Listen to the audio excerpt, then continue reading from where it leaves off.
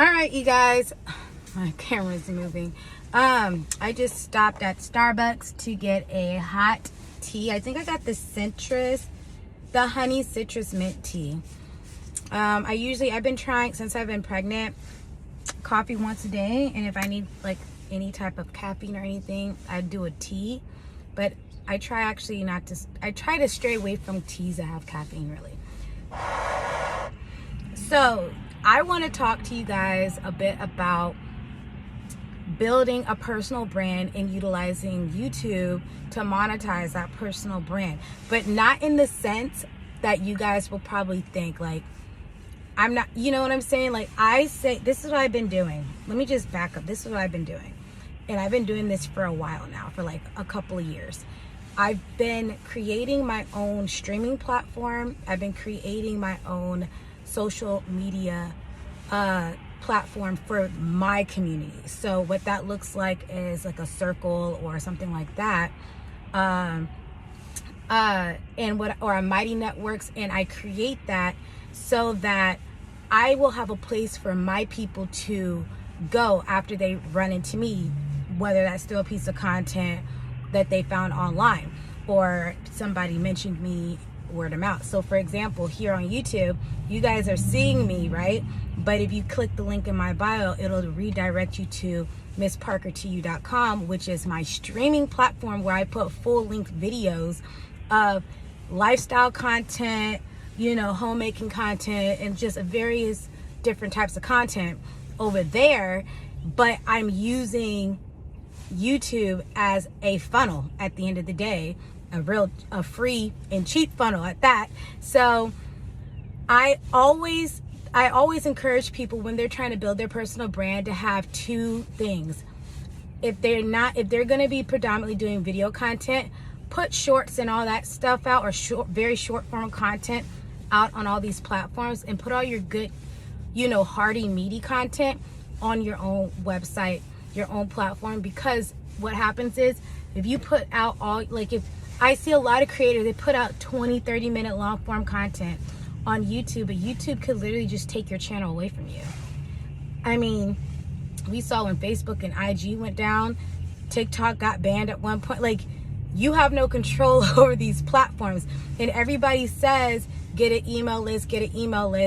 That's true, but where are you going to put your actual content? Like, where are you going to house it? So what I've been doing, like I said, I created a streaming platform for my business, for my content. So I actually had so many videos on YouTube on this channel of vlogs that I did when my son was little, like baby, all through like the first 2 years of his life, going into his 3rd and 4th year of life. And I took all that down from YouTube because I was afraid that one day, what if they just shut down, go out of business? What if there's a glitch in the system, somebody hacks them? And I know some people are going to say, well, that's pretty far-fetched, but hell, you don't know. You have no idea what these big companies are thinking at any time, okay? The censorship that you get, I just said, to hell with it. I'm going to create my own stuff. I'm going to protect my brand, my work that I've worked so hard for, So I put that on there. I do use Substack. I recently started using Substack for my blog/newsletter, and I really enjoyed that because I was using MailChimp, but Substack doesn't have a subscriber limit, and it's just better. It looks better. I love it. You can brand it to you can design it according to your brand and everything. I just love it. And then I actually have something similar to a Facebook type community for people that run into me on the internet, like through a video like this, and want to join my community for free and interact with me there. There's no censorship and things like that. Obviously, you're going to kind of understand the dynamic of the community, so you could, gauge what's appropriate or not. But like, that's a place where people can get to know me as the creator or the content creator or the influencer, or whatever you want to say, better as a person on a deeper level. That's where you could reach me pretty much throughout the day because I'm on there all the time. So I have two of those. I have one I just created for Miss Parker to You, which I would say is more geared toward women, but men can get on there as well too. And that's more like homemaking, motherhood and lifestyle content. And then I have the Livable Forest, which is Houston's #1 social media network. And I actually have an app for that. I'm working on the iOS version of that app right now. I took it down because it had a lot of flaws for some reason with it, but Android is up and running and fine.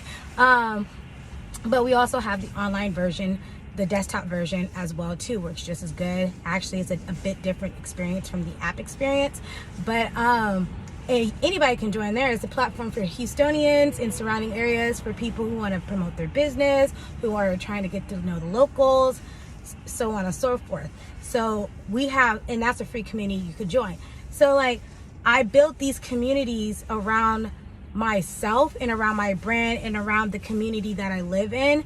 That helps me as a business owner, because you're like, okay, so how do you make money?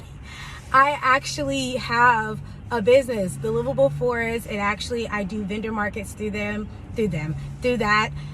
So I have 5 markets a year, 1 in the Woodlands and 4 in Kingwood, my hometown. And then I am building up the user base on Houston's #1 social media network, so eventually I can approach businesses to become a part of my perks program. And then I'll have a membership, a paid membership. It's like $25 a month, and people can get unlimited discounts from these businesses, you know. But you got to build up the user base. Right now we have like 1,025 people on there, but I'm trying to get more people active, at least a 20% engagement rate, and it's not that right now, so I'm working on that. And then I literally just opened my Miss Parker to You community, which is not attached to you'll see it on the website, but you can't click the link to get to it. You will eventually be able to in a couple of days. I'll make an announcement and all that jazz and stuff like that. But yeah, and I just tell people, when you're building your business, think of the worst, prepare for the worst, but hope for the best. And that's what I did. And so when I see all these people who are building these massive followings on these social media platforms, I'm like, oh my God, if you got a 500,000 followers on any platform, and you have nowhere to put them, they come to you, they buy the product, they click, they watch your video, and then that's it. You may have a website, but on your website, I promise you will thank me later. On your website, you need to make sure you have a way for people to be able to engage with you and each other, not just you, and each other. All my platforms are built like social media platforms, so each user can message each other, they could post videos, they could post content, whatever they want, you know, on these platforms, and connect with each other, message each other privately. They could do all of that because you're trying to build a dynamic community, and they come for whatever content they found you in. Like, people may see this and go check out my communities because they were interested in what I'm talking about, but they stay for the interaction, the engagement, the community at the end of the day, you know. But I feel like people will I feel like their profits will grow. They'll be more profitable in the future. I feel like they will have more retention than they would trying to do it any other way. And I know some people are like, well, this is difficult. This doesn't sound like something that you could just do overnight. You really can do it overnight, because I did it overnight. I was like, I'm not doing this. I'm going to find software on the internet. There's plenty of it. Just Google community software. Say, I want to build a community like Facebook. You're going to get a list of things. I want to build a streaming platform like a Netflix or YouTube. You're going to get a bunch of software. Pick the one that best suits you. Most of them also have a way for you to have an app version as well too. It's totally worth it. I swear to you, you will not regret it. Just imagine if the celebrities had their own, like Beyonce had her own social media platform. Everybody who was in that community that she had, remember, it's like a Facebook, right? But it's about Beyonce. It's Beyonce's social media platform. Do you know how many products she could sell? How much she can grow her authority and everything if she had, and how much more people would be drawn and in love with her, because now they have a way to contact and communicate with her on a regular basis, whether that's daily, weekly, monthly. Okay, it's just the fact that we know Beyonce's online in her community. I can post something or ask a question and she's gonna see it. That's way more valuable than somebody clicking follow on Facebook or Instagram. I'm just sorry, that's just me. When it comes to brand deals, I personally believe a brand may see your content. Like I'm doing content right now, right? They may see, because I've worked with Xfinity, okay, Comcast Xfinity, and all they did was see me on the internet when they were Googling events in the Humboldt Kingwood area. Boom, I worked with them for 2 years, okay? So a brand may say, I like her content. She makes homemaking videos. She'll make like talking point videos like this. So brands may see that and then when they realize, oh, she has a real community, or he has a real community that's not on social media, and actually they go over there and look at it, or they may join and they'll see there's thousands of people here who went through the process of creating an account, whether that's free or paid, to be a part of this person's world, to be a part of this person's business on a consistent basis, is way more valuable than a YouTube following. Way more valuable than a YouTube, Instagram, Facebook, Twitter, whatever, not Twitter, X or whatever following. Way more valuable.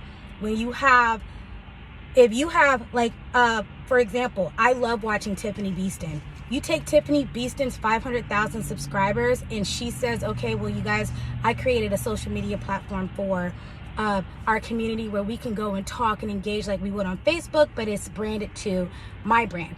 People, all of those people who love her, who watch her, who are her real true followers, will go all over there, and brands will say, we want to pay you to post a video on YouTube, but we're going to pay you more to post in your private community where all your streaming videos, your exclusive content is, where you have the most engagement. Because if it's built like if you build it the way I'm telling you, you're going to, just like you see on Facebook, you see, you post something, you got comments, you got reactions, and they go and see that you're getting way more engagement over there.